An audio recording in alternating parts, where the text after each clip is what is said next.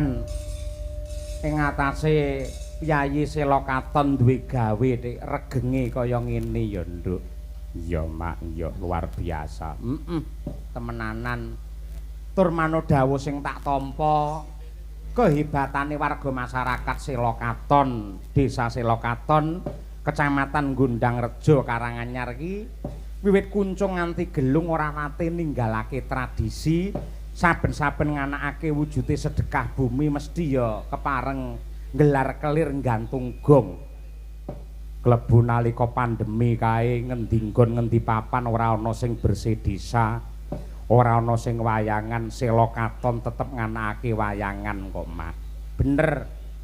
Mula marga masyarakat ing Selokaton ki patut minangka conto, patut minangka tepa tuladha tumrape laladan desa liya-liyane ing atase pendak taun ranate absen mesti nganakake wujude tasakuran gelar budaya wayang sing becike kaya mengkene. Dasare warga masyarakate padha kompak, padha gotong royong, samat sinamadan daya dinayan. Ini menjadi bukti bahwa warga masyarakat Selokaton adalah salah satu promotor lestarinya budaya Indonesia. Wah, iya Mak, iya. Kaya ngono kuwi. Dadi bangsa sing apike kaya ngene iki, Nduk. Ora ninggalake karo adate, ora ninggalake karo budayane, ora lali karo sing jenenge jati dirine. Iya, iya, pancen kaya mengkono ya, Mak. Kaya ngono kuwi. Mula luwih dhisik aku sak kanca sowan ana ing ruang publik Tirtawening Selokaton, awake dhewe ngaturke panuwun marang kabeh para pepunden. Iya, wabil khusus dumateng Bapak Kepala Dusun pepunden kula Bapak Suwarto AS. Kuwi dudu wong liya isih dulur dhewe. Merga kuwi kadang sepuhe sing gender kuwi Mas Daryanto. Oh, ngono kuwi. Dadi sing nembungke awake dhewe iso sowan mrene banjur nderekake warga masyarakat kene iki ya Mas Daryanto kuwi. Iya. Nganti kaya ngono tresnane karo warga masyarakat Selokaton. Mongko panjenengane iki wis ora neng kene, laire pancen neng kene. Ning bareng Palakrama iki lak neng Blitar kono. Ning ora lali karo mula bukane, ora lali karo sejarahe. Merga ana tembung lali sumber bakale ketiwasan, gandeng dijaluki tulung karo Kang Mase Mas Warto. Mula ya Mas Daryanto kuwi cancut gumregut Taliwondo nggerakake awake dhewe sak kanca wayangan awan bengi. Kaya ngono kuwi. Sing awan mau sing asta sapa? Mas Sujar Kerna. Ha ya. Sapa? Sujar Kerna. Ha ya. Ning spanduk ana tulisane Kerna. Ha ya nggih. Syukur yen apik kaya ngono. Wis wilujeng sekolah yen awan ya karo hiburan ya karo ndonga. Iya, mula lakone ya mesti ya baku ya, Pak. Kaya ngono kuwi. Dasare ya Pak Warto ki ya paham banget yen karo wayang. Iya, Penyerahan tokoh wayang ya ana Petruk sing rupane kuning ngono dheweke kok ora ireng. Nah iya ngono kuwi. Yen biyen iki menti Panakawan ireng ya. Pancen ngono kuwi. Ning panjenengane pancen yes kaya ngono ki wong lawas ya ngono kuwi sing apik. Iya, wong lawas. Ning ya tetep apa kuwi jenenge ora sulap karo kemajuan. Iya. Biyen adate ya mijeti karo awake dhewe yen awake dhewe kesel sak kanca. Bojoku barang biyen nate dipijeti karo Pak Warto. Ha iya. Le mijeti ngenggon ae tok. Ya ora to mak ora. Ngono kuwi luar biasa. Ugi dumateng para panitia ingkang dipun pandegani kalian Pak Suwarno SPD, dipun sepuhi kalian Bapak Haji Tugiman Sastro Miharjo, Bapak-bapak Ketua RW, RW 2 dan RW 3, Pak Wahyudi karo Pak Marijo. Ya. Ugi ngaturake panuwun marang Bapak Kepala Desa Selokaton, Pak Camat Gondangrejo, biyuh sing kepareng rawuh wiwit sore. Iya, lan ugi para pepunden anggota dewan mau sing kepareng rawuh Pak Sarjono saka PKS karo Pak Hanung saka PDI Perjuangan. Iya, kaya ngono kuwi. Kabeh padha nyengkuyung, kabeh padha ngestreni anggene para warga masyarakat ing Sela Katon nganakake syukuran. Malah iki apa kuwi uji coba yang pertama. Adate yen biyen awake dhewe nate sowan mrene sadurunge Covid ke mapan ana dalem. Iya, saiki mapan ana ing kene iki pancen dicoba, Nduk, men nggone Bawira. Iya. Nadianto nggen panggung dalang mau ya sempat ambles. Lah pancen kene nembe diuruk kok. Ha iya ngono kuwi ning saiki wis kepenak ya yo. Wis becik kaya mengkene. Insyaallah kene mengko bakal dibangun dadi gedung pertemuan, dideki joglo utawa papan sing indah ngono, pendak taun lan hajatan para warga masyarakat Sela Katon mapan ana ing kene. Ruang pabrik kene. Ngono kuwi. Tahun ngarep ya tetep wayangan. Terus wayangan lan mau wis didhawuhake insyaallah yen ra ana alangan sok sing ditimbali tetep awake dhewe sak kanca. Weh, ngono kuwi. Ngono kuwi. Gandeng iki nggene dulur, Nduk, ora ujar ora kaul yen tahun ngarep wayangan awake dhewe meneh bakale cukup membayar 50%. 50%. Kose aja tepuk tangan. 50% DP, 50% pelunasan. Ngono lho maksude. Malah sing ora-ora. Iya ngono kuwi nggih. Intine matur nuwun banget karo para warga masyarakat sing wah kaya ngene apike. Iya. Antarane pangarsa desa, pamong lan uga sing dimong nyawiji dadi siji ya, Mak. Kaya ngono kuwi. Tur ya nggen sebelahe sinden kae di apa kaya gunungan isine buah-buahan. Ndur dhewe jagung. Ha iya, ana maknane ana. Ngopo kok jagung dekek ndur dhewe aja nganti lali marang Gusti sing Maha Agung. Wah iya. Jagung, ngisore enek tomat, Tata-tata kabeh bakal nglakoni kiamat. Mula ayo padha manembah karo Gusti ingkang nyipta jagat. Wah iya. Apa kae? Terong. Ayo. Tetanggan aja nganti merong, tegese dadi tangga sing apik, kudu guyub rukun samat sinamaten daya dinayan kanggo nyembuh marang raharja lan barokah tumrapi warga masyarakat ing Sela Katon.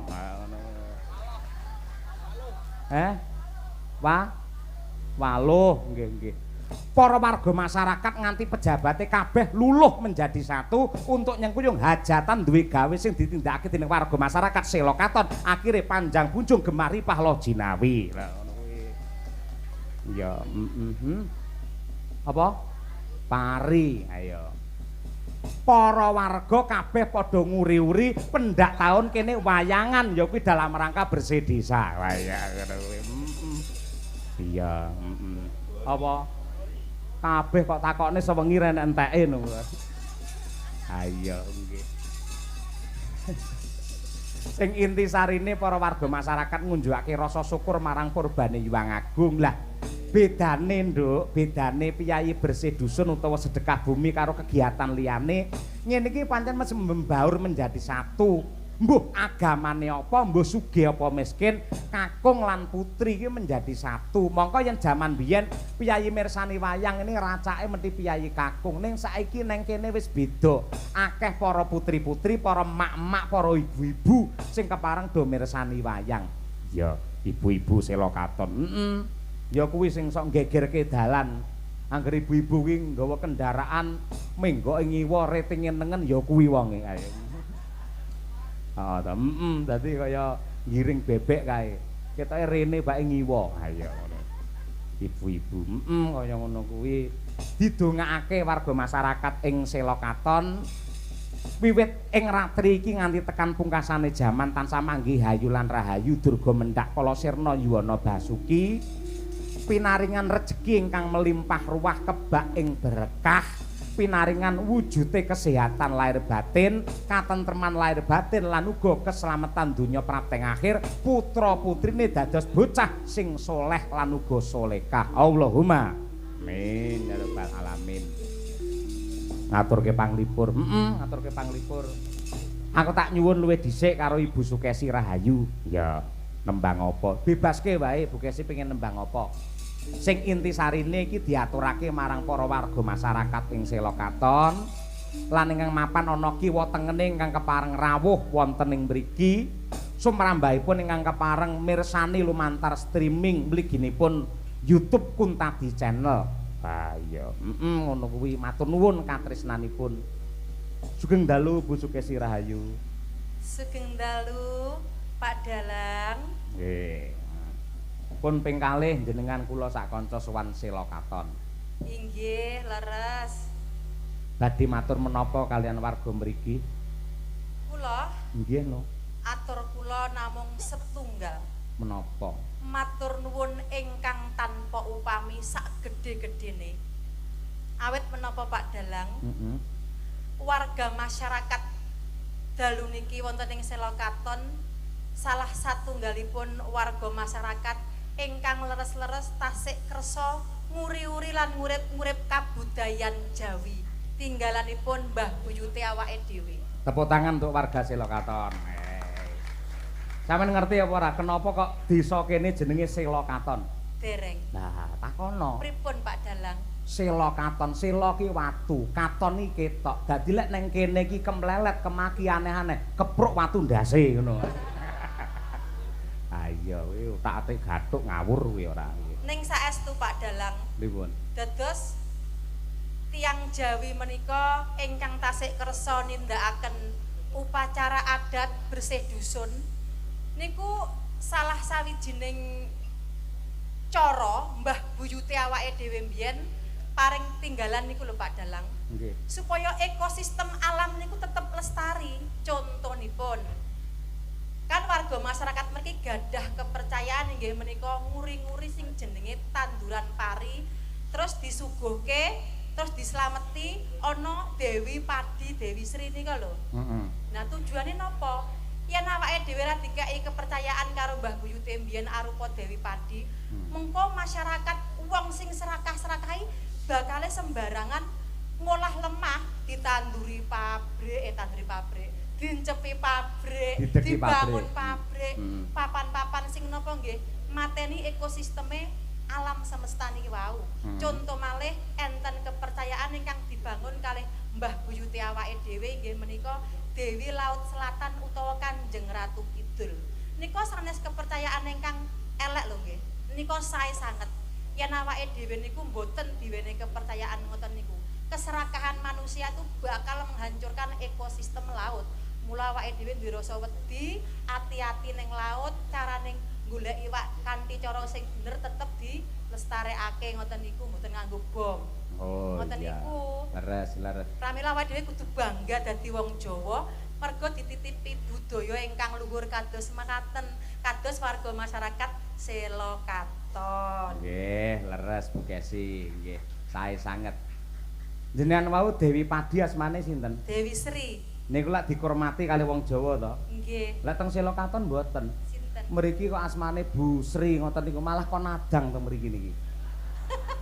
Nggih to Pak, sing nadang Bu Sri to? Nggih teng ngene Pak Wito kula wau takon petuk teng nggen kamar mandi kok.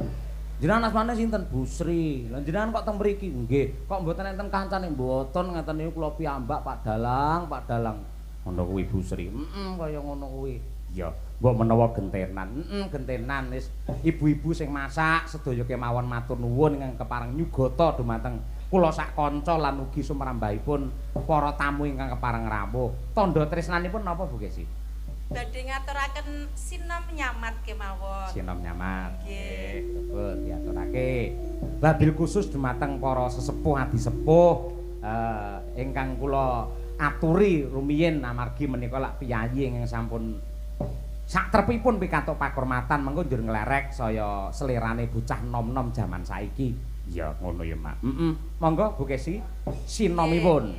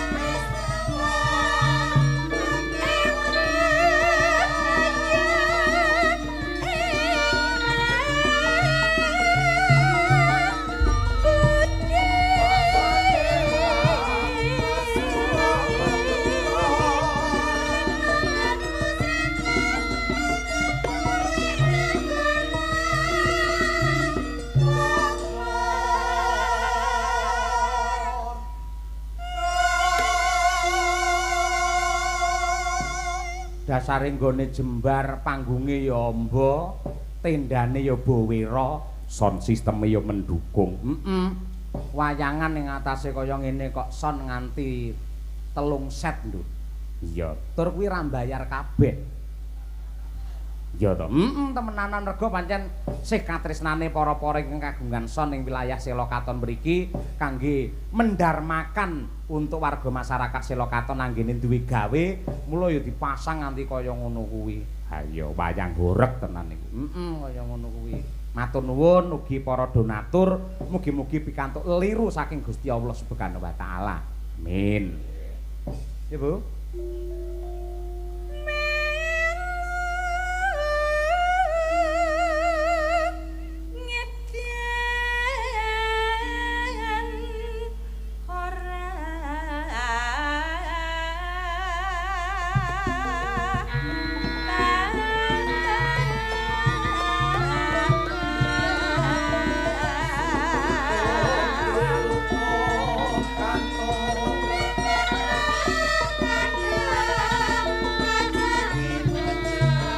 Mun gak gawe bingung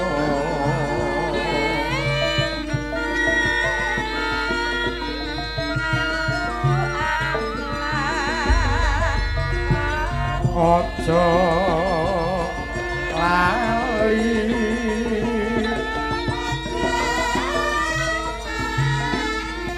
lan ruku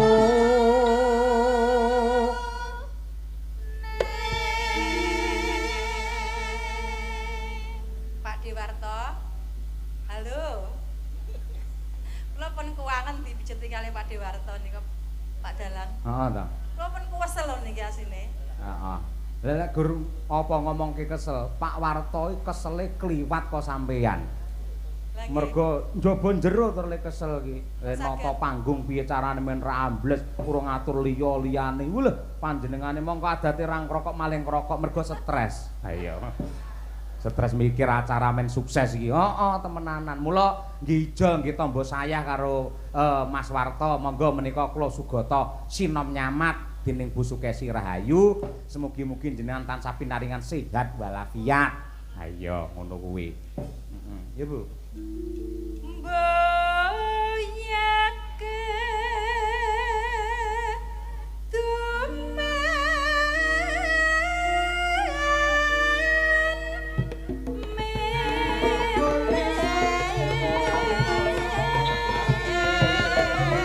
sahabate lan salate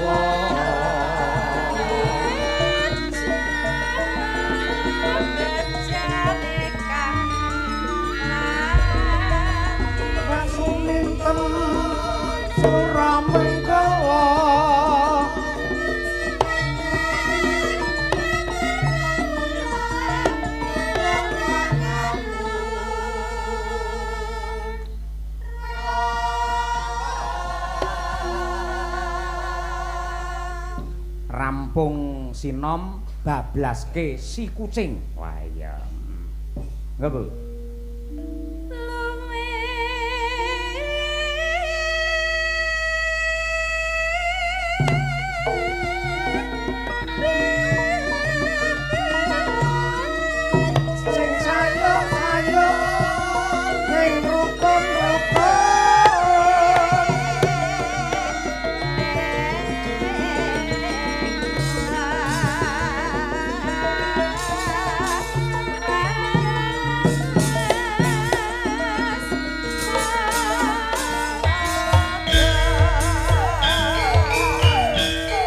Gita, jumeneng lho. Pur.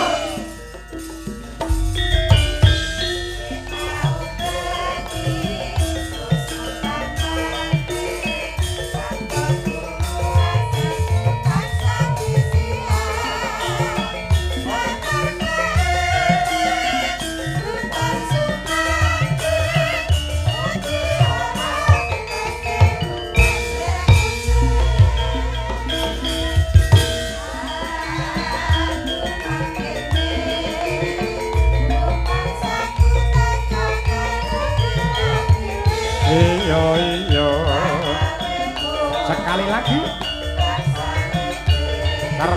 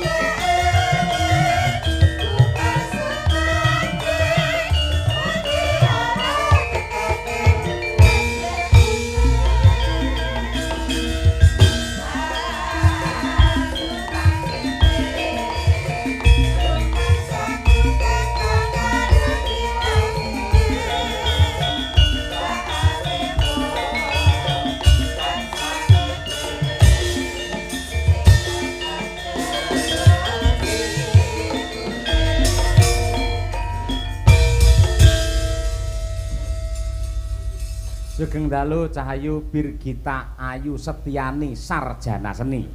Nggih, sugeng dalu Pak Dalang. Alhamdulillah. Wis nate nyinden nenggen Sela Katon kene? Belum, Pak, belum sama sekali. Ngapunten nggih Pak Bu, saderengipun kula niku sakniki niku warga masyarakat anu Pak. Warga masyarakat Karanganyar nggih Pak, tapi ning Karanganyar niku nggih jarang tanggapan Pak kula Pak. Loh, lah gur ngene kok pamerne aku, Lah kuwi kapan mayang ning Karanganyar ora sambatan ngene iki, Kula saya itu kecamatan Gondang Rejo lho Pak, sakniki Pak. Nggih. Tegese warga masyarakat, tegese kene iki ya tanggamu berarti. Nggih napa Pak harusnya.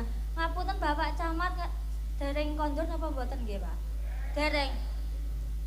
Pak Camat kula niki warga Gondang Rejo lho Pak. Mbok jenengan iki nyawer kula ngono lho Pak.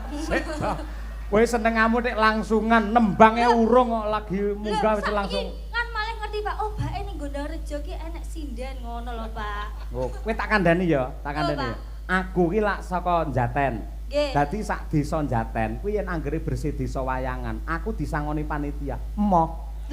Lah napa kok jenengan disangoni panitia? Emoh, lah mergo kuwi kecamatanku. Lah, gandeng sampean kecamatan ngendi? Gondang Rejo. Selorejo masuk kecamatan Sela Katon to kecamatane Gondang Rejo to. Nah, gandeng sampeyan iki dilingkup kecamatan Gondang Rejo, mongko Sela Katon iki lak ke bawah Gondang Rejo. Yen cara aku pamane sesuk diamplopi karo Bu Kesi, aja kok tampa. Lho, lah napa Pak? Lah kula nyinden sewengi ganas-ganas kok ora disangoni pripun? Kapan kamu mengabdi kepada warga masyarakat Gondang Rejo yen ora nyinden ning kecamatane dhewe ngene iki? Ya. Aja kok malah nyuwun sawer karo Pak Camat. Lah nganti Pak Camat nyawer tenan aku ya jalukno pisan ngono. Ngawur ya. Saderengipun derek pitepangan nggih Bapak Ibu. Assalamualaikum warahmatullahi wabarakatuh. Waalaikumsalam. Kula Birgita Ayu Bapak Ibu, aslinipun jane Kediri Jawa Timur. Nanging saiki teng Plesungan Gondang Rejo Pak Dalang. Plesungan. Nggih. Oh iya. Plesungan langsung. Plesungan enek sinden, plesungan enek sinden. Iya. Ayo anek sinden kena disambat. Lah ya ngono kuwi nggih. Terus ucapan yang terbaik untuk warga masyarakat Sela Katon piye? Nggih, nderek donga nggih saya Pak aku serontolen rada.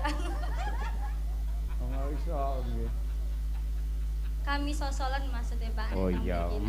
Padha cara Jawa Timur pancen serontolen ngono bener saya. Dadi yen omong kelera-keliru jenenge kami serontolen ngono kuwi. Wong wedok kok seneng karo wong lanang pirang-pirang kuwi ya kami serontolen. Ya. Iya ngono kuwi. Nggih, nderek didonga nggih Bapak Ibu, mugi-mugi desa Selok Katon nggih Pak. Mugi-mugi masyarakatipun sehat, panjang yuswanipun, rezekinipun kathah nggih Pak. Oh nggih Pak, kula nggih ajenge cerita Pak. Apa? Kula niku nate dipijeti kalih Mas Warto bagian Pak. Awakmu bareng ya kena. Nggih, pernah. Masalah dadi korban akhirnya awakmu. Kok korban niku pripun to Pak? Piye dipijeti Mas Warto piye? niku kula kan anu to Pak, nate sakit asam lambung to. Terus kula niku bingung kok obat kok ndak mari, berarti kula niku mencari alternatif lain gitu. Terus kula niku di WA Mas Dar, coba dipijetne Masku. Nggih. Terus kula mulai tenggene daleme Mas Dar to Pak. Ya Allah Pak, nek mijet po enak Pak saestu Pak. Mas Warto kuwi. Nggih, Mas Warto. Gene mijeti wong lanang kaya aku malah luwara kabeh malah. Lah malah mijet wanita tuh lah Pak, lemah lembut Pak. Po enak Pak. Akhirnya mari laram. Iya sembuh Pak saya. Asam Pak. lambungnya mari. Sembuh. Akhirnya ganti asam urat. Apa?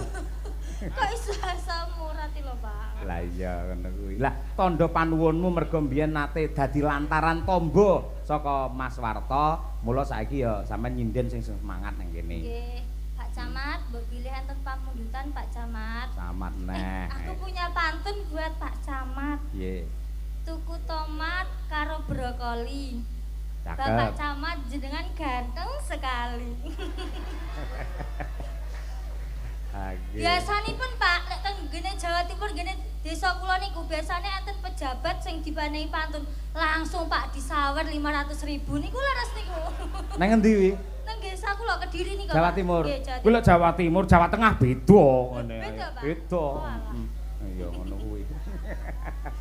Ayo, ngono kuwi pir. Ayo. Nggih, mbok bilih enten pamundutan Pak Dalang. Ah, napa jenengan wis bebas teng mriki niki piyayi mriki niku napa-napa masuk, napa-napa kersa. Tak kira malah jenengan sing langkung pirsa ngono kuwi. Syukur yen pamane jenengan lak nyebut Pak Camat terus. Nggih. Pak Camat diaturi munggah panggung. Lah. Dadi engko pilihane loro, nembang utawa nyawer, milih ndi Pak Camat lah. ngono kuwi. Nggih. Bapak Camat iki diatur ten panggung nggih Bapak Ibu nggih. Lah Pak Camat niki warga jenengan niki mengusulkan untuk jenengan di atas panggung. Napa kula jemput Pak Camat? Mriki Pak Camat nggih. Yo kanca ning gisik gembira.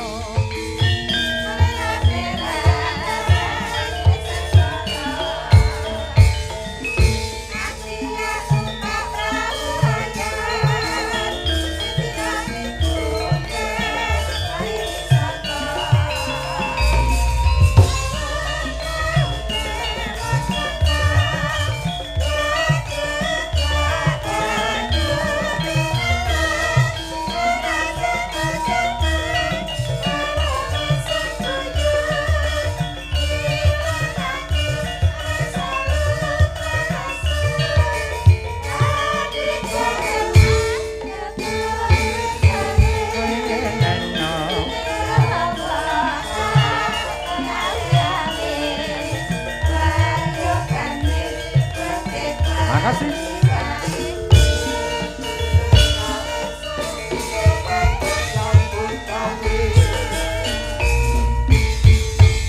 Langkung rumiyin nyuwun tepuk tangan yang meriah untuk camat kita yang Gundang Rejo. Wah, Pak Camat iki. Selamat malam Pak Camat. Ya. Bentar Pak, ini saya benain ya. Beda. Lambene benakin basa ndi kuwi ora. Ngono arep Kula nembe niki S2. Mas Cangik. Dalem Kula ndredeg nembe niki. Ampun redeg to Pak, Nggih. Pak. Kula biasa mboten ndredeg teng ajenge wong. Lah. Nembe niki kula ndredeg. jenengan biasane ngadepi wong sak kecamatan. Lah Gur niki kali. ngadepi Mbak Brigita niku lho kula ndredeg. Waduh Pak, panjenengane ampun ngoten. Kula salting lho Pak. Sing marahi ndredeg napa niku nembe lari sak putra panjenengan kok. Lah nggih. Nggih. Duga niki kula ndredeg niku. Nggih, nggih. Loh, kok sak putrane Pak Camat itu saya melihatnya itu seperti masih umur 30-an loh Pak. Padune. Iya. Ngawas Pak, lek ngelem ngono kuwi biasane arep ngeneki niku mangke. Kula niku pun apal kok Mbak Cangik. Apal nggih. Pun. Angger sinden niku ngerti camat, ngerti pejabat katon jenengan, wajahe berubah dados kotak amal Pak kalian. Mboten Pak, dalam emang selera saya itu yang lebih tua dari saya Pak. Saya kan umurnya kan 24 gitu. Saya tuh lebih senang yang 30 ke atas ngoten niku, Pak. Pripun Pak Camat ngoten niku? Oke, aku lagi partikur ke bawah ini, Mbak. Nggih, Pak Camat Licik dalu mbok pilih enten pamundutan jenengan apa ajeng nembang sarengan kali kula. Nggih. Kula niku sone gur siji toknya. Napa, Pak? Lali janjine. Waduh, Pak. Loh, niku penting, Pak. Penting, Pak. Apalagi niku, Pak. jenengan seorang pejabat yang ditunggu-tunggu masyarakat adalah janji yang pasti. Lah itu yang ditunggu. Nggih, Ning ngoten kula niku. mboten lali janjine. Mboten lali. Gur niku gur ngelekke kabeh. Aja lali karo Janjine. Nggih, leres. Betul, Nggih. Pak. Apa ngerti kok Pak Camat Reno Penggalie nonton Selokaton kene bersih desa terus ngenekke dhewe bersih camat. Ayo. Nggih. Tenang mawon enten anggota DPRD kalih kula kari nembung mengke. Nek iki camat. Nggih, Pak, siap. Ugi Pak Kepala Desa pun di Pak Rejosari rawuh nggih. Wonten rawuh menika. Alhamdulillah. Menika Pak PJ Plesungan jenengan ki ora Selorejo, Mbak. Sulurejo. Kula Plesungan, Pak. Lah ya Sulurejo nek Plesungan. Oh, mboten Gondarejo, tapi teng kene. Gondang Rejo tapi dusune Sulurejo. Oh, ngoten. Ketekan. Oh iya.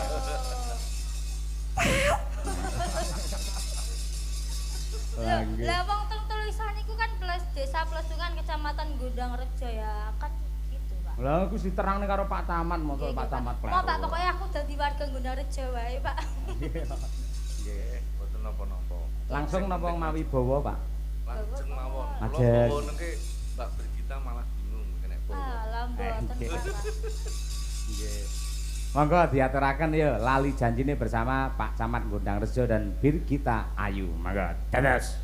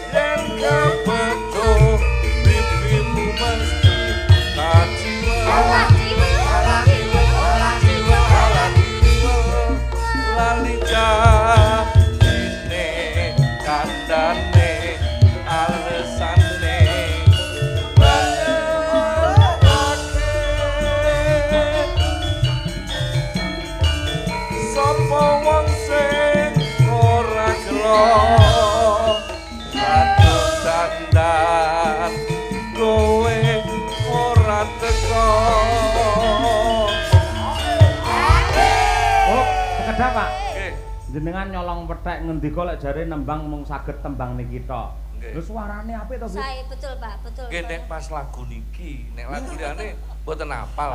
Sae sanget wonten jenengan kalih laras nggih, pleng apal. Nun sewu Pak Camat. Napa sering karaoke jenengan wis? Waduh iki kok. Tegese teng dalem karaokean kalih Bu Camat ngoten lho. Nggih, leres niku, leres nggih. Apik tenan kok ya. Ayo, sapa ngerti enek bersih camat. Masuk lagi nggih, Pak? Nggih.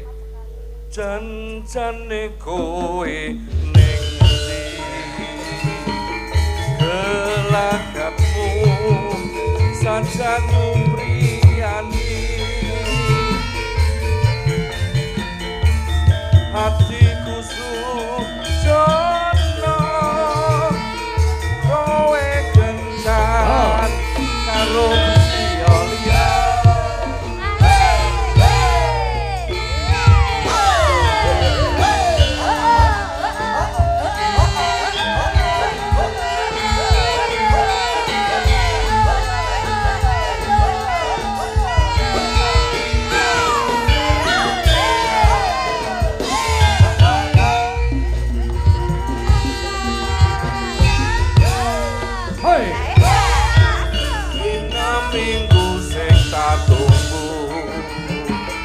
kowe ngajak ning tawang mangu andilisih sengenge ono kene aku nunggu kowe hey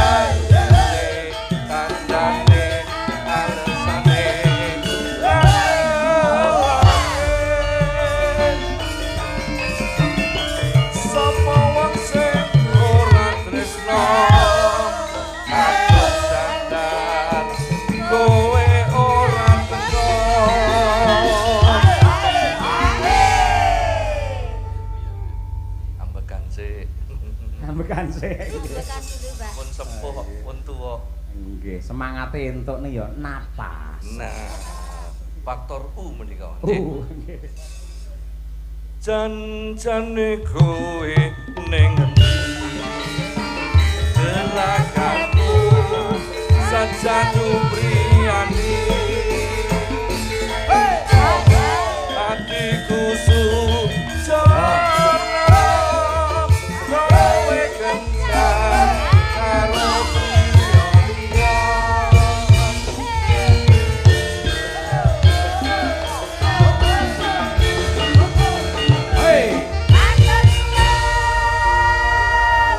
sekali lagi tepuk tangan untuk Pak Camat luar biasa.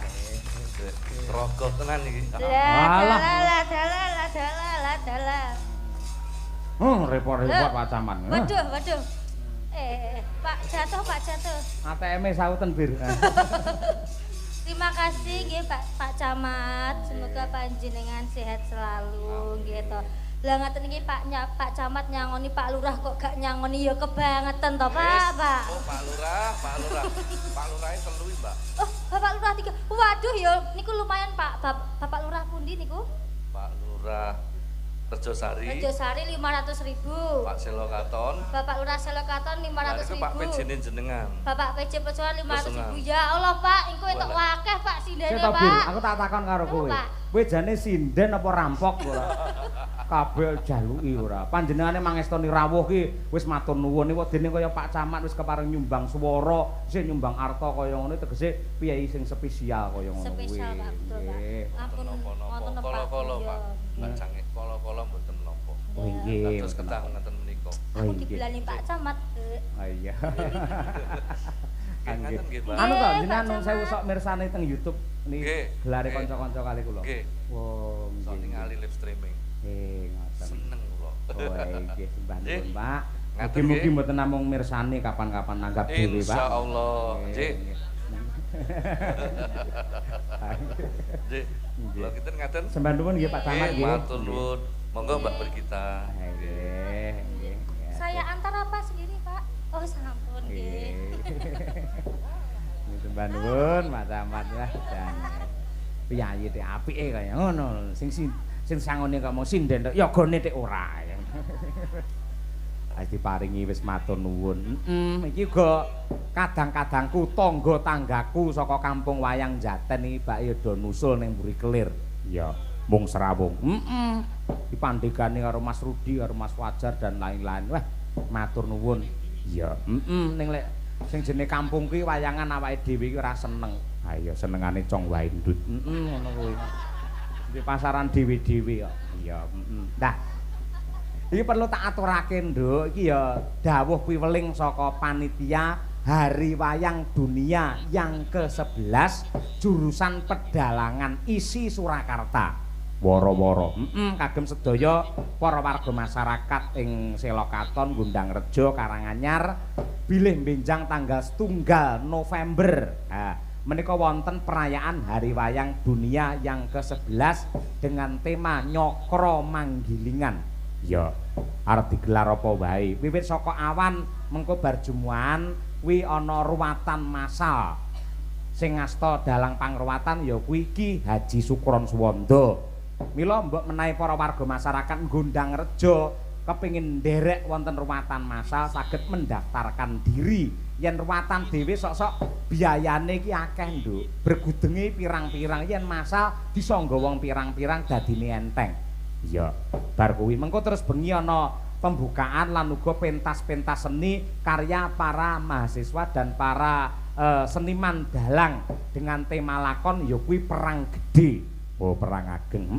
Monggo mapan wonten ing pendopo ageng isi Surakarta, warga masyarakat monggo dipun regengaken, dipun gayengaken sami tindak wonten mriku terbuka gratis untuk umum. Ya ngono kuwi. Pengetan hari wayang iki janjane 7 November. Ning gandeng isi ndisi luwih dhisik merga dalang kampus dosen-dosen iki ratake yen tanggal 7 November iki lak do nampa job dhewe-dhewe. Ya, ngono kuwi. Mula usule Pak Purba karo aku barang ampun 7 November ning 1 November ndisiki. Wah, ya. Alhamdulillah engko awake dhewe sak kanca 7 November sowan ana ing rumah dinas Bupati Karanganyar dalam rangka Hari Wayang dan juga Hari Jadi Kabupaten Karanganyar. Wah ya monggo bapak-bapak minjang rawuh 7 November. Ya sindene ya 100 pira ngono. Sindene mung 6 ning anggarane per orang 100-an. Ayo ngono. Ayo. Iki konsepe rada beda ora mung bab gemerlap lan uga meriah ning iki ganti suasana dengan tema ya kuwi apa kuwi wayang kembali ke hitohnya. Ya balik ning lakon. Lakone sok Tripama. Ya. Gayeng kuwi. Genah sewengi wis wah ora iso turu doan kanca-kanca. Tetep iso.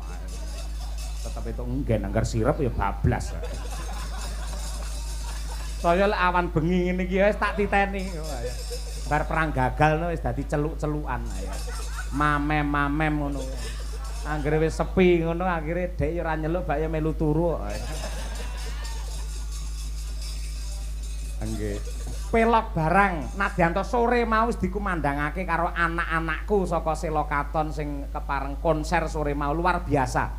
Tabuhane jos. Temenanan. Iya. Mergo kene ya ana seniman pengrawit hebat Mas Daryanto. Lho, kuwi bocah-bocah do latihan sakwise Mas Daryanto pindah ning Blitar malah. Dadi ora enek sambung rapete. Ha iya. Tabuhane apik jos ngono. Gugur gunung meneh ya Winong Nawangsih men jumeneng. Ya. Nggih ngurmati semangate warga masyarakat Selokaton. Monggo Ca, gugur gunung.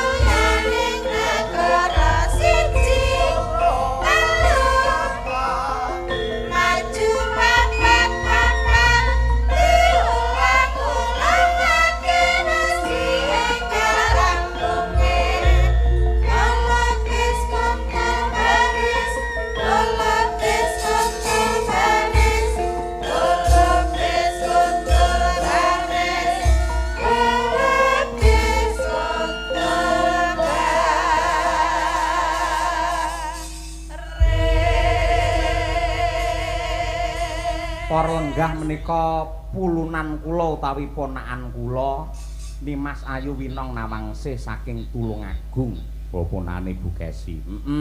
Ingkang sowan wonten Ngabiyantara. Ya, Ya, tata kramane wong Jawa ya kula nuwun karo Kyai mriki. Nggih, nderekaken nggih Wilujeng Kondur Pak dan Ramil. Sajake kula kok ngadeg kok langsung anu nggih Pak Kondur kok wedi diceluk ye jane. Heeh, wedine kok copet ndak. Kayak iki kok sindene ngadeg neh iki ketoke bar iki genti aku ngono langsung kondur. Lho, aja kuwatir, Nduk. Iki malah dawuh saka Mas Warto, ya toh, Pak Bayan Warto. Iki bapak anggota dewan diaturi munggah ana pepanggungan. Nah, ngono kuwi. Nggih. Monggo sinten Pak Sarjono napa Pak Hanung kula nderek napa langsung dua-duanya kula namung badhe tuturi. Nah nggih, Pak Sarjono nggih. Nggih. Ingkang pundi nggih piyayine Pak Sarjono? Oh, ingkang anu napa mustard coklat. Sing saka partai PKS Perjuangan mau lho, Nduk. Oh, nggih. Piyayi kok jan gagah pitekso ganteng ngono kok ketok lomo banget ngono ya, Pak. Ya ampun. Rene bedane karo Birgita mau iki. Ketoke iki jan koyo berwibawa banget ngono lho, Pak. Janan. Iya, nggih. Ketoke ngelem-ngelem ngono, engko bar kuwi terus nyangoni. Nek ora nyangoni mesti wah pelit cetil kaya ngono. Mboten, Pak. Kula niki sinden yang bertata krama. Wah, ya. bagus lah kalau seperti itu, nggih. Monggo Pak Hanung menawa Pak Sarjono napa kalih-kalihipun minggah mriki wonten pepanggungan. Ayo. Nah, menika nggih. Totok. Belok barang ya.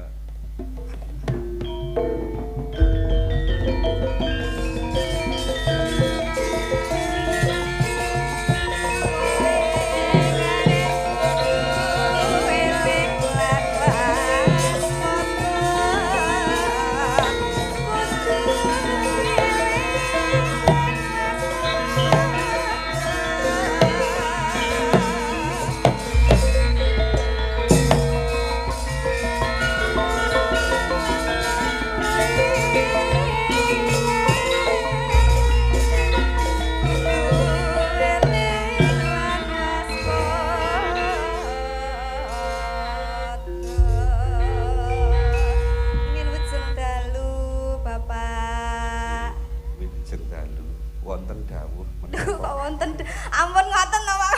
Malih pekewet lho Pak. Kula ingkang anapa nyuwun dawuh panjenengan. Nek njaluk dawuh kok nyeluk. Lho, niku kan dawuh saking Bapak sinten wau Pak Warto. Dawuh saking Pak Warto lho Pak. Kula kan namung meneruskan saja. Itu bukan karep saya pribadi nggih. Karepmu. Nika wau Om Sarjono kaya ana sik nunggu sing jek enom aku tuwa keri wae. Waduh. Ayo Pak Hanung nek saged mawon. Sinden-sinden ini tuh suka yang ini loh Pak, yang agak Sugeng dalu Bu Haji. Bu Haji. Nggih. Sembah nuwun. Dalem pundi to Pak Hanung jenengan? Dalem Selokaton. Selokaton nggih. Woi, nggih. Wonten Kecamatan Gondang Rejo niku tasih kathah nggih piyai sing bersih dusun kados Selokaton mriku. Alhamdulillah tasih kathah. Nggih, syukur. Benjang dalu nggih wonten. Dados niki wulan November niku luar biasa. Nggih. Nggih, Jogja Jero nggih luar biasa. Kebon jero nggih. Mas Rudi nyun ngapunten. Dalem Oh, jumeneng. nggih nika tangga kula Pak. Wartawan niku nggih. Niku luar biasa diayahi sedaya. Nek awan niku dadi wartawan yen bengi dadi penggemar wayang. Wah, nggih. Wonten dusun dados ketua RT nggih. Ah, nggih leres nggih. Pun didemo kali wargane ra gelem medun-medun niku malah. Kala wau siang nggih kepanggih kalih kula wonten ruang podang Bupati. Oh, ngaten nggih. Nun sewu badhe parmekar menapa. nggih mbok menawi Cita-cita kula niku riyen dados ustad. Oh, ngoten nggih. Dados menawi kagem hiburan ngeten iki kula niku ajrih yen diwastani mengke sinaune kreping kok ndak nang ngerum ngoten. Oh. Lek pancen jenengan ustad monggo sakniki tahlilan kemawon. Nah, nggih niku Pak. Tahlilan pun kala wau siang watane kan ngoten. Nggih. Niki kula tak nggih nderek lelados mawon. Nggih. Ning jenenge Cahajaran nggih dibantu nggih, Mbak. Nggih Pak, jenengan niku ajeng nyanyi gundul-gundul Pak Celmen kula nggih trimo lho Pak ampunan. Sing kula ajri niku nggih, Napa? tembe winginge bar nyanyi mesti dikon nyawer. Mboten kula mboten kok Pak. Mboten Pak, mboten niku namung guyon Pak. Perjanjian awal nggih, mboten Namung nggih. guyon kok Pak, Nggih. tapi anu Pak Dalang niku lho. Apa? Ora aku mboten Pak Estu, mboten sae ngoten niku. Mboten badhe nyuwun sawe. Pak Dalang mawon tahun ngajeng niku 50% lho Mbak Minong. Nggih. Lah nggih 50% DP kalih pelunasan kan, Pak. Niku lah arah-arahane Pak Dalange. Nggih. Karepe wargane ora ngono. Oh, ngoten nggih.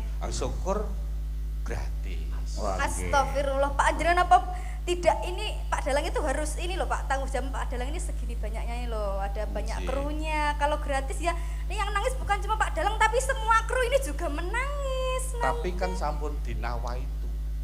Nek pun diniati niku semua hal. Nggih Pak, manut jenengan, manut kalih warga mriki. Calone tahun ngarep enek Dalang Sida Ludes. Leng arahane iki pinter men Pak Anung ya nggih. Nggih. Kersane uman sedaya niku Pak Kepala Desa, Pak DPR gitu sih kabeh gen kuman. Nggih. Gen iso kuman nyatus-nyatus kabeh ku gen munggah kan. Wah. Niki pane diparingi ninggal katresnan ngoten masuk mboten niku. Niku Pak. Niku malah cocok niku. Niki ciri khas Winong niki. Niku malah niki kula niku pun ngertos. Ah nggih. Kula nyuwune niku, perkara kula niku nembe ajaran. Aja-aja jenengan sok mirsani teng YouTube Winong nimbang niki. Kula niku pados HP nomor HP-ne pun mboten pikantuk.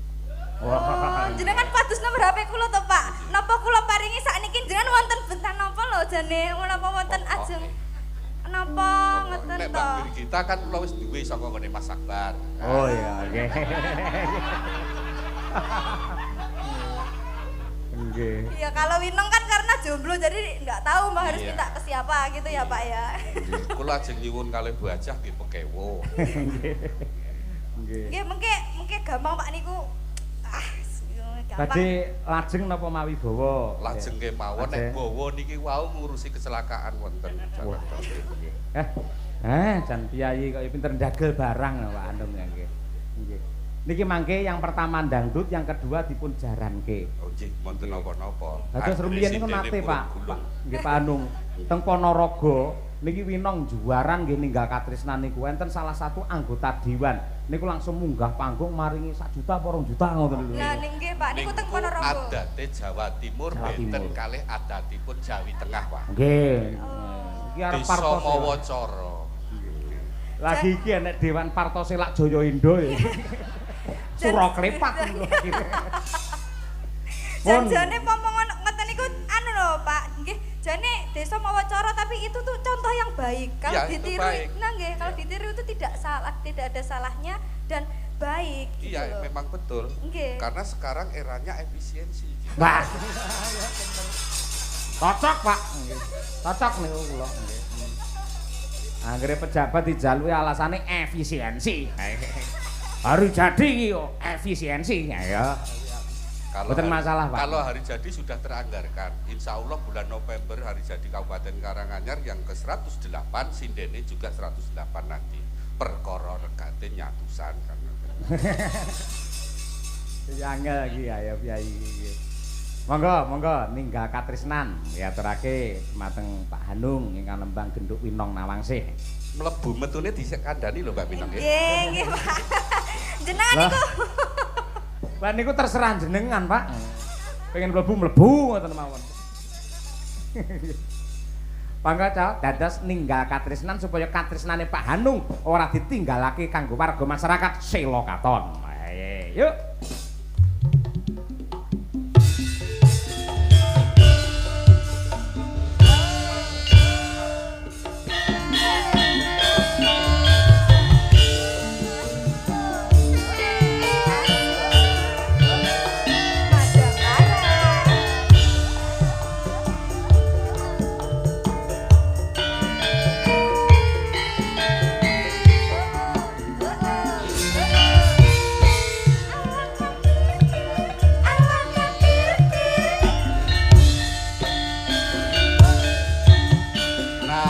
Sajroning atiku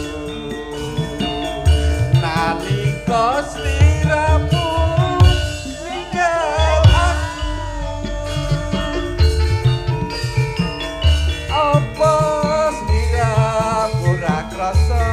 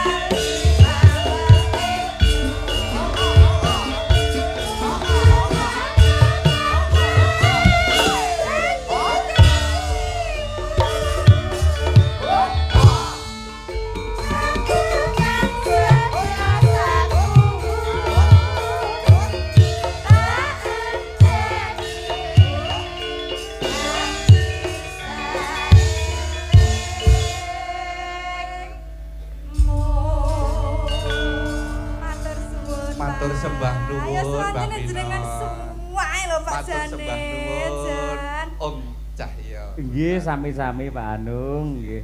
Sampun nggih menika nggih. Sampun, Nggih, matur nuwun sampun. sanget. Nggih. Sampun. nggih. Napa lho Nik? Oh, alah, tak kira rogo-rogo ya. Mau pun diparingi Pak Camat nggih. Anu, jane wow kan Mbak Birgita. Wow sampun. Nggih. Mbak Birgita.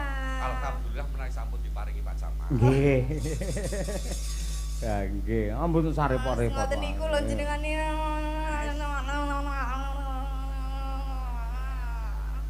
Wis suwe-suwe gendeng to nang.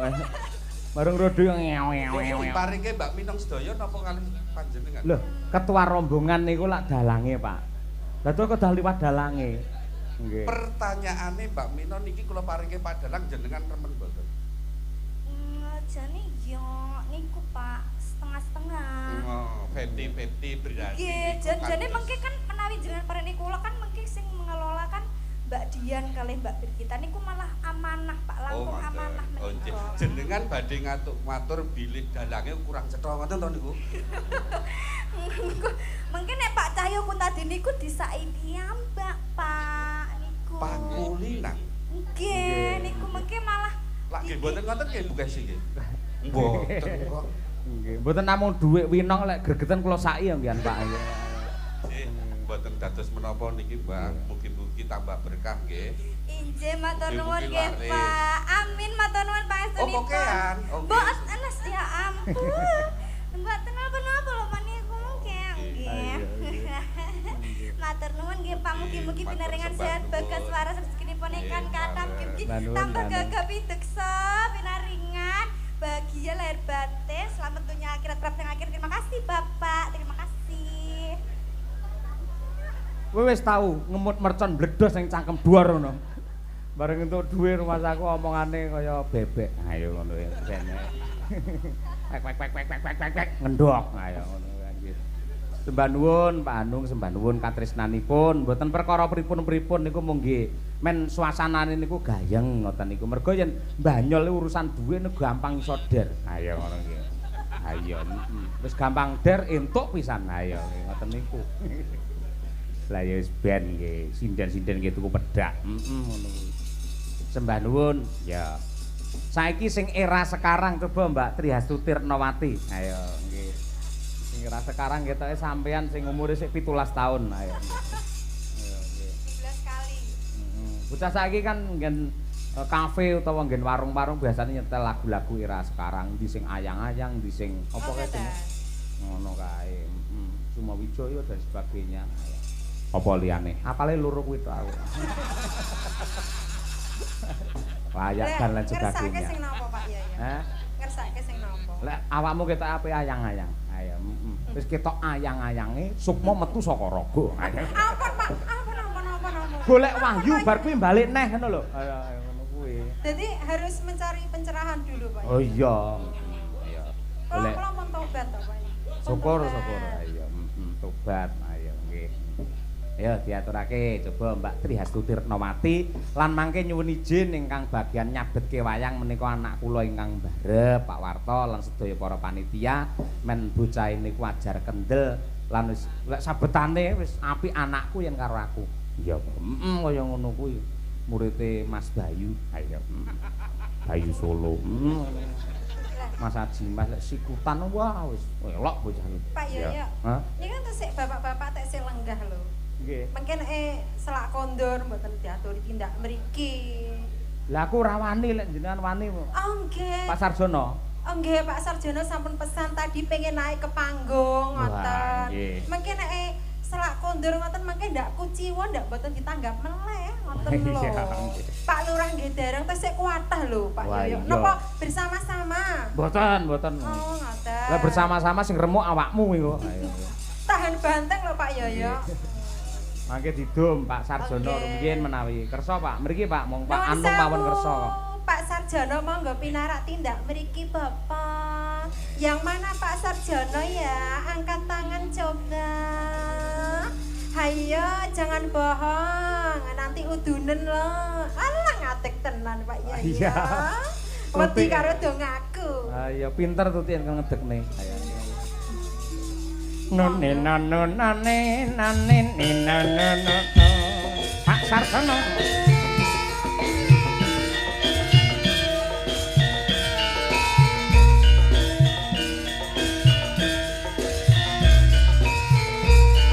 Sekali lagi. Nune nanu nane nane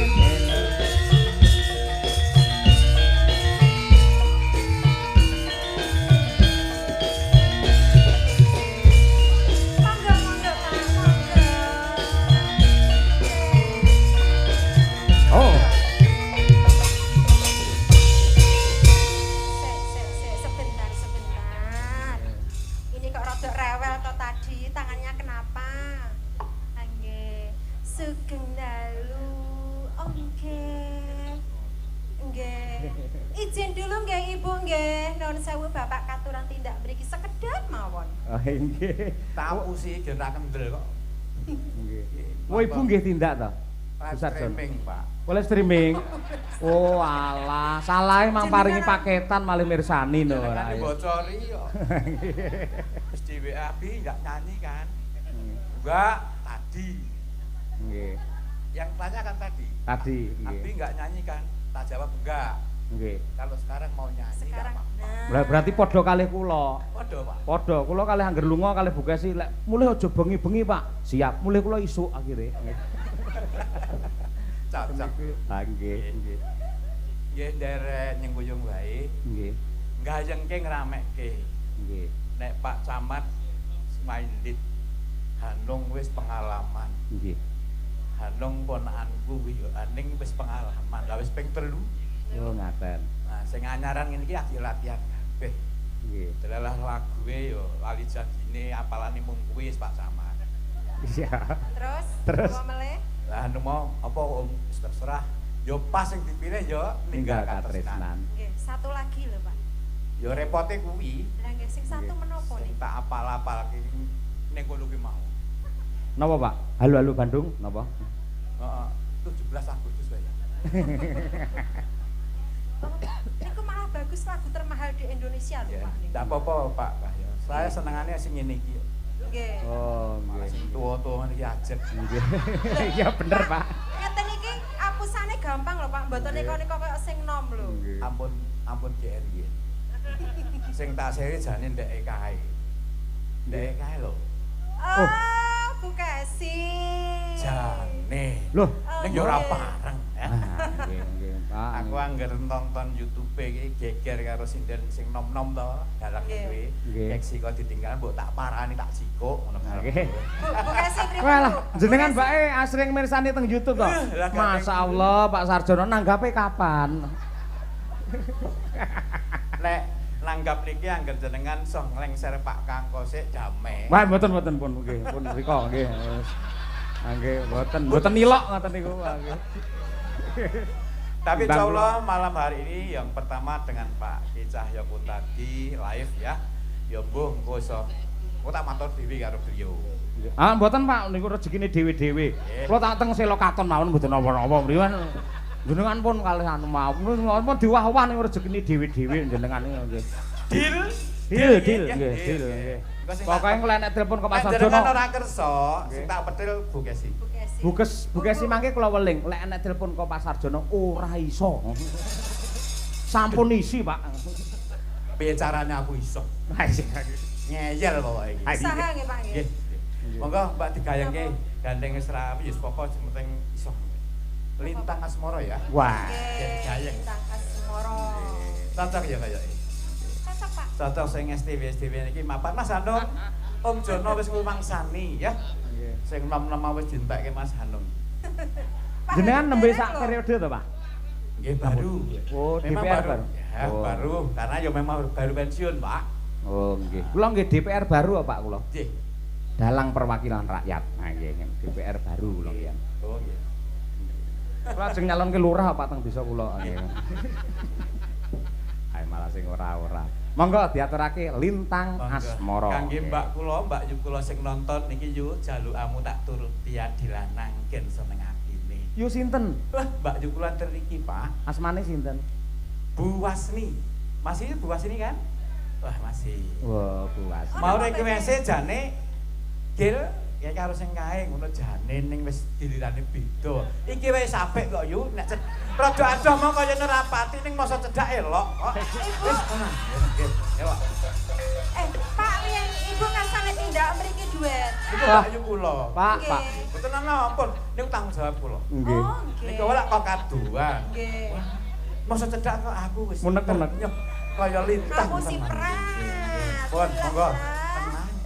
Wis tenang, Mbak. Aku tetep mantep nek wis kene iki. Nggih. Lah kalau jempol 2 to yu. Loh, jempol 2. Apa iki karo sing loro mau? Ora ngerti rasane. Nggih. Yo. Nggih, Pak. Monggo pun mriku dirapi. Mergo kanca-kanca pun mboten sing purun niku. Pak, kula wis tobat lho Pak yo yo. Iya. Wis tobat tenan iki. Ah, ya dikersake Pak Sarjono sujene budi, Pak ya.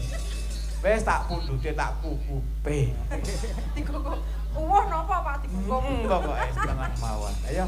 Nggih, nggih. Pun siap, Pak? Ya Siap. disiap-siapke nganggo Oke. ben kuat iki Siap sandi mau. perang ya Pak? Siap. Wis. Yo, Aku tempur. bodho ning siap. Yo.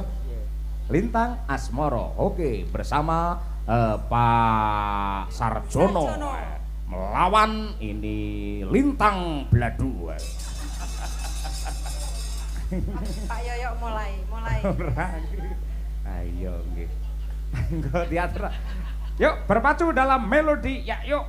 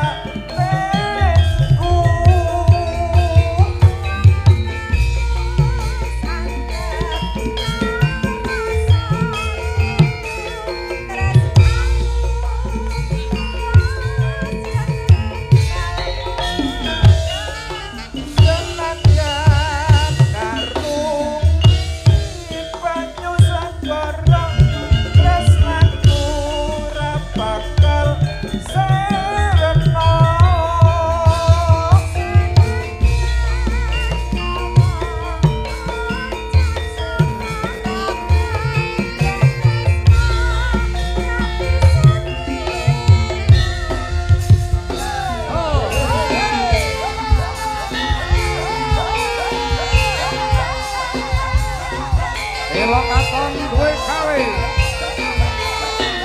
Yuk rukun gotong royong cakra.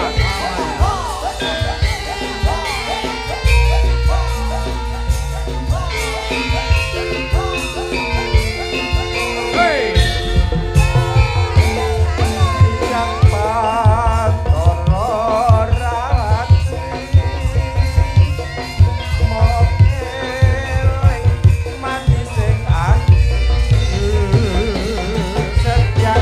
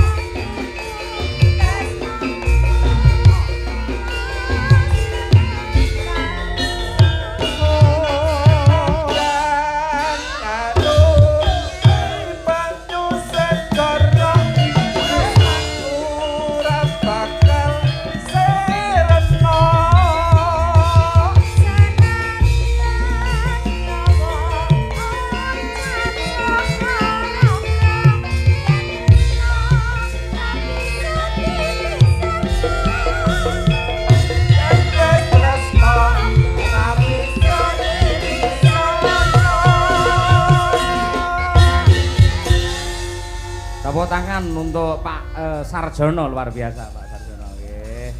Alhamdulillah beda rupa ning beda rasa. Waduh iki apa ya? Aku meguru lek iki ya. Pokono ra mando-mondo.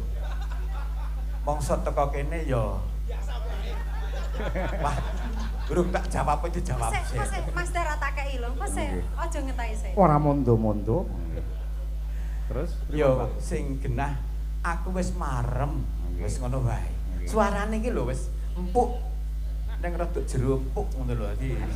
Pak, niki namung suarane lho, Pak. Niki.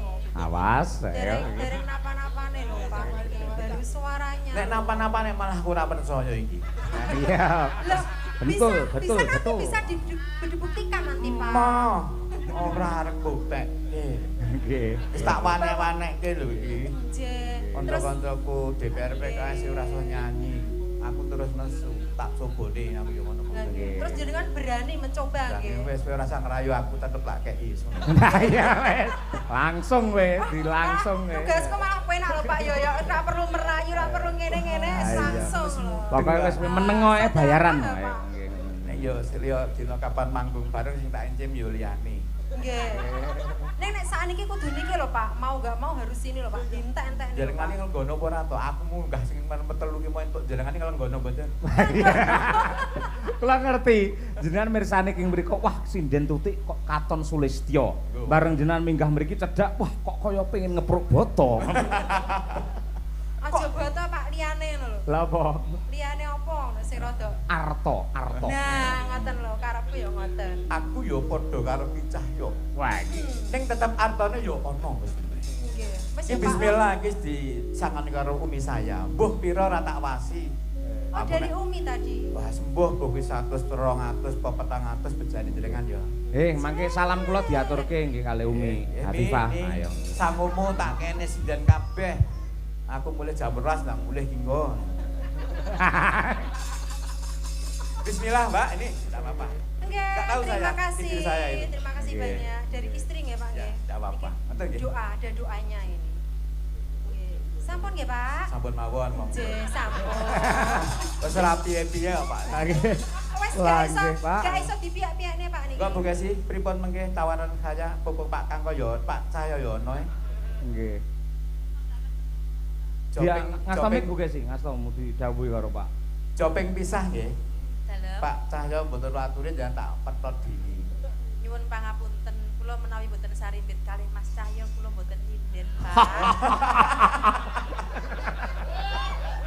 Ora apa-apa Pak Cahyo iki mau kedepe beda. Oh, kedepe beda nggih. Pancen kira. Sampun atur nuwun. Sembah nuwun guyon nggih Pak Sarjono ampun duka nggih. Sembah nuwun sampun kergengaken swasana.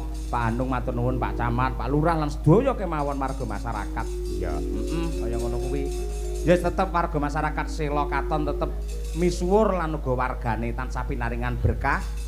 Ya, saiki genti awake dhewe rakit ngetutne lakune sanggit. Monggo.